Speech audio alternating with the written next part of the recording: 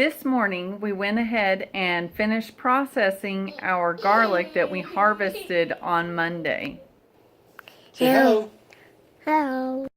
Are you trying to show off? Yeah. Were you doing a handstand?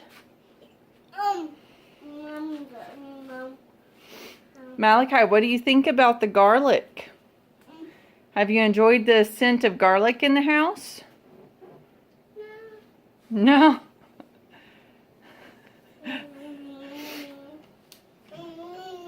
Sir, I think you need to put your shirt back on. This morning I rewatched parts of the video where we planted the garlic because I was trying to determine which rows were what varieties. The popsicle sticks that we labeled to mark the rows, of course, had lost all the markings by the time we harvested this week. So we didn't know what varieties were in what rows. But we thought we remembered we did 2, 2, and 2 rows of each variety. But when I watched or rewatched the video of when we planted, we actually said we thought we had 3 of one, 2 of another, and 1 of the last garlic. So our garlic kind of got mixed and matched. But I picked out a few cloves that I thought were the soft neck variety and tried to do a braid. That didn't turn out quite as well as I would have hoped, but not too bad for my first attempt. Another correction I want to go ahead and mention is the fact that I said on our video a day or two ago that we actually planted the garlic in December, but it was actually January. I believe January 6th was the date that we planted, and then we harvested June 4th. So it was almost 6 months, 2 days shy of 6 months that the garlic got to grow. And again, our garlic never put off scapes, and some things I was seeing said the scapes should show up about 2 weeks or so before it should be harvest time. So we'll see if that was a mandatory thing or if that's just something that usually happens, but for whatever reason didn't happen with this particular variety. So let me show you the garlic on our modified drying rack.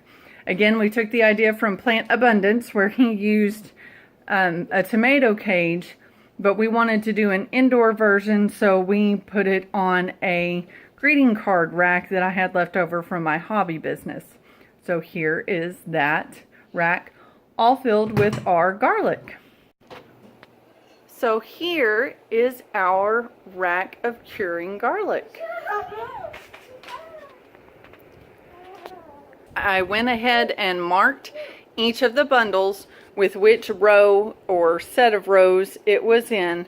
So even though we can't determine what varieties right now, since we can't find our book where we marked the varieties planted in our garden, which is a big bummer, and I really hope we find that book soon, we at least can know which garlic was on what rows.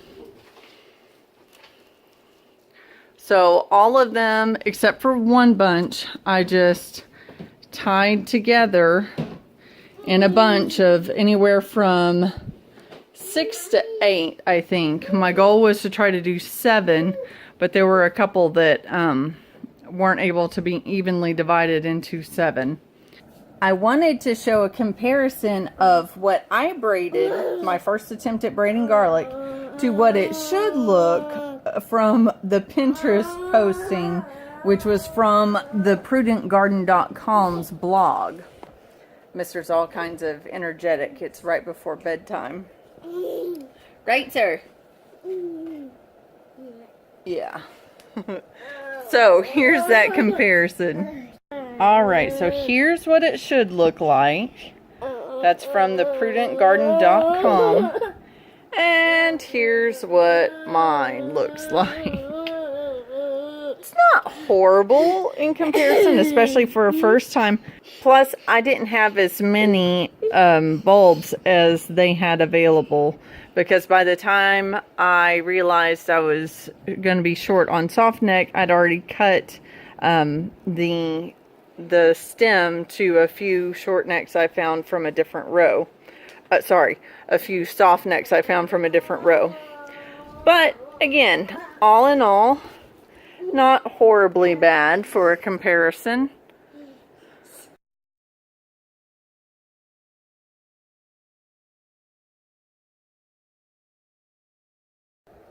Thank you for joining us as we talked about our adventure with curing garlic.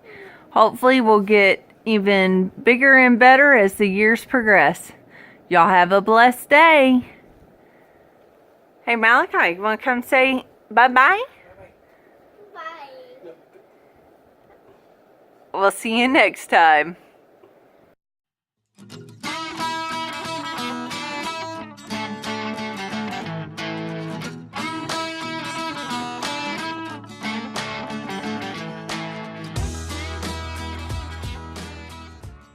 Hey Cloud Hoppers, thanks for watching the video. Push the thumbs up to like the video. Also hit that subscribe button, also the bell, so that you can get notifications when our videos come out.